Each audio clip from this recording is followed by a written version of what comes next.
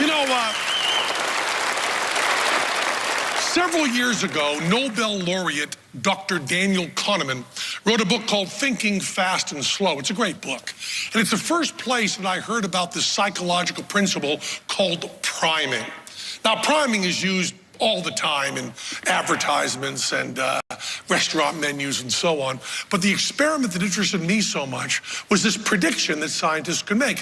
They found words, like 4 words that seemed totally random, totally unconnected, but you could say those 4 words and predict what word most people would say when you counted to 3 after that and snapped your fingers. Now, we're going to try it here. Now, we've got a prediction. Tell her, bring out the prediction.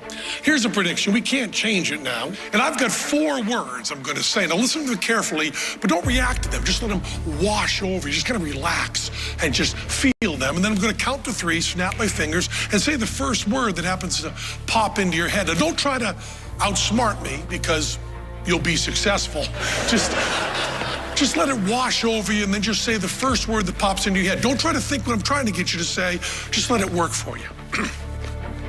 Here's the 4 words. Fortitude.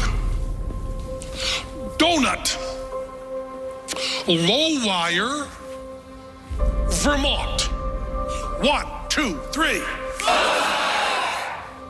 Now, I don't want to force this on you. I heard, maybe not a majority, but a plurality. It sounded like a bunch of you said snow tire. Is that right? Did you say snow? A few of you said snow tire. And here's our prediction. Snow tire. And now some of you know a little bit more about how magic works.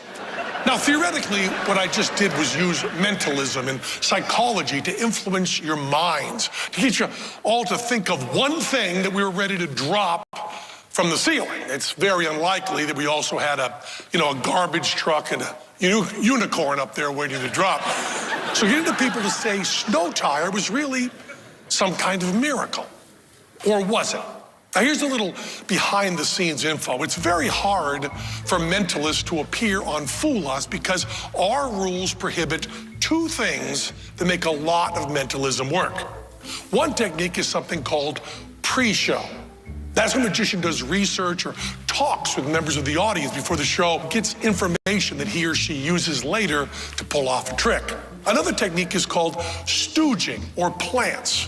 That's when you use people in the audience who appear to be innocent, but who are actually in cahoots with a magician. To be clear, pre-show work and stooging are not allowed on Fool Us. Fortitude, donut, low wire, Vermont. 1, 2, 3.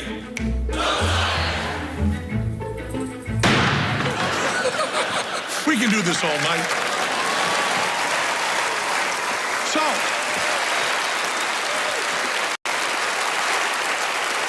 So to appear on Fool Us doing mentalism, you've got to have something unique. You've got to be creative, and this act we're about to show you was about as creative as it comes.